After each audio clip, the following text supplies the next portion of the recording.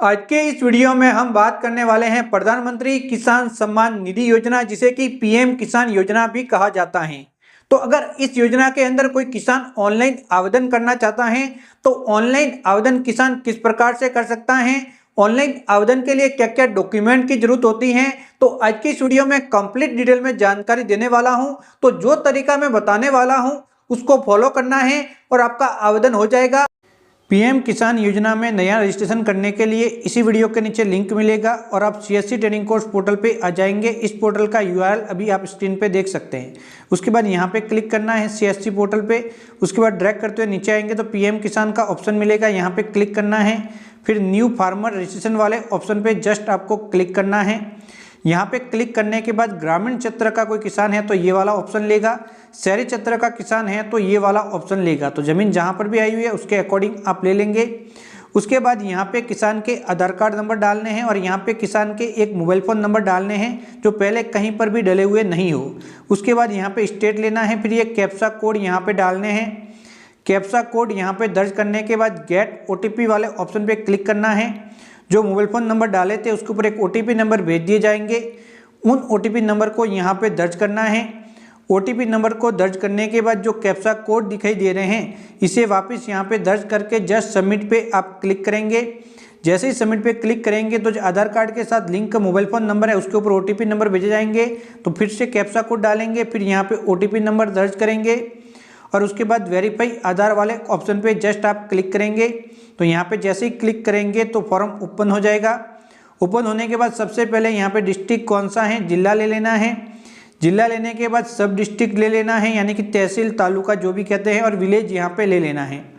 उसके बाद किसान का नाम यहाँ पे आधार कार्ड से ऑटोमेटिक आ जाएगा।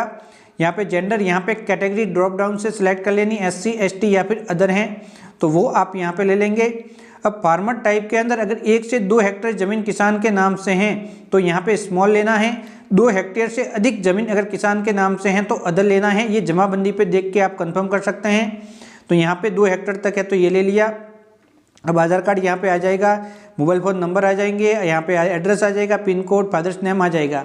अब यहाँ पे लैंड रजिस्ट्रेशन नंबर डालने हैं। तो यहाँ पे बहुत सारे लोग कन्फ्यूज में रहते हैं। तो ये अलग अलग स्टेट के अकॉर्डिंग अलग अलग प्रकार के नंबर होते हैं। फॉर एग्जांपल मैं राजस्थान से हूँ तो राजस्थान के अंदर जमाबंदी पे जो खाता संख्या दर्ज होते हैं वह यहाँ पे डालने हैं। बैंक के खाता संख्या नहीं डालने, जो जमाबंदी के खाता संख्या होते हैं उसे आपको यहाँ पे दर्ज करना है। जमाबंदी पे ये खाता संख्या मिल जाएंगे तो वह डाल देंगे। कहीं जगह पे लैंड रजिस्ट्रेशन नंबर होते हैं तो उसे भी डाल सकते हैं। तो अलग अलग स्टेट के अंदर अलग अलग यहाँ पे नंबर होते हैं, वह आप यहाँ पे डाल देंगे।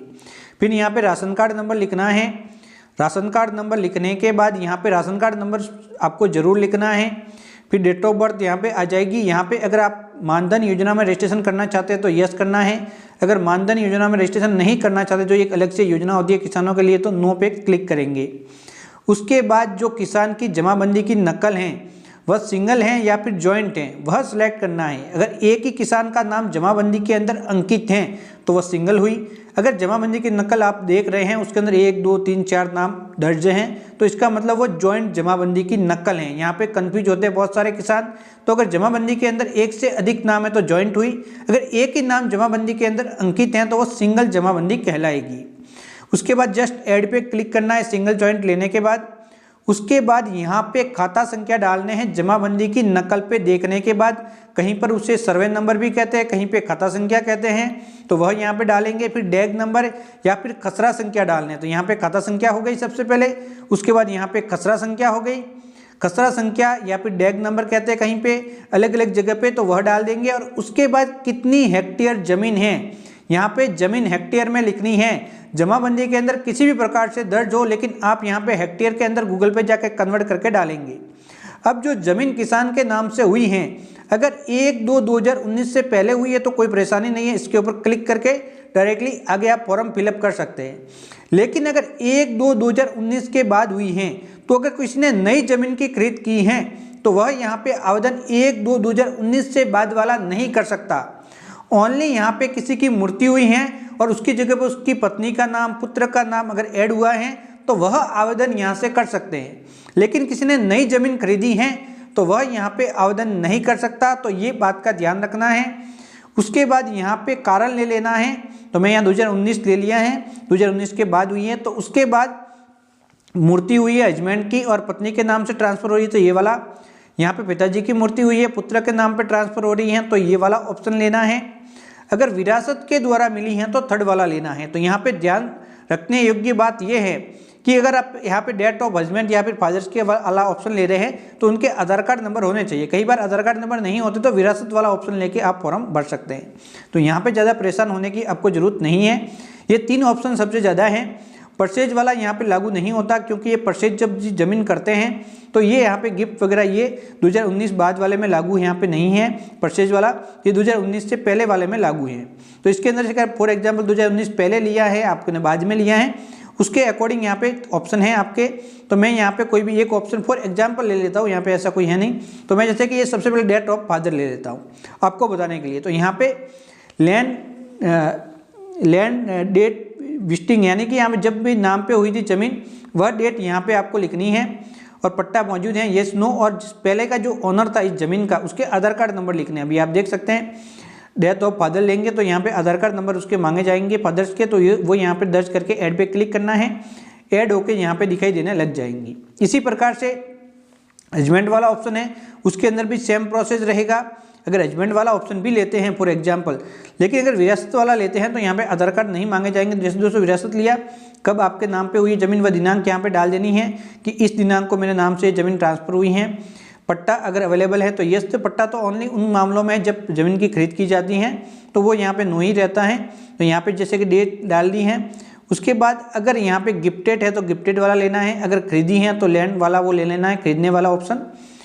तो यहाँ पे दोस्तों खरीदने वाला 2019 से पहले वाले में लागू है, तो वो आप समझ सकते हैं। तो फॉर एग्जांपल बता रहा हूँ, आपको ओनली समझना है, क्योंकि यहाँ पे बहुत सारे लोग कंफ्यूज होते हैं। हम जब भी वीडियो बनाते हैं तो लोग मैसेज करते हैं कि सर यहाँ पे क्या ले किस प्रकार से, तो आप कंप्लीट डिटेल में समझ चुके होंगे। फिर जो भी डिटेल आपके अकॉर्डिंग आपने लिए ऐड पे क्लिक करना है, वो ऐड हो जाएगी। अब एक ज़मीन की डिटेल, एक खाते की डिटेल ऐड हो चुकी है, एक कचरे की। अगर और भी यहाँ पे खाते हैं तो उनकी भी डिटेल इसी प्रकार से फिलअप करके ऐड करना है, और एक एक करके किसान के नाम से जितनी भी ज़मीन है सभी ज़मीन को यहाँ पे ऐड कर लेना है, वरना फिर भविष्य में आपको समस्या आएगी।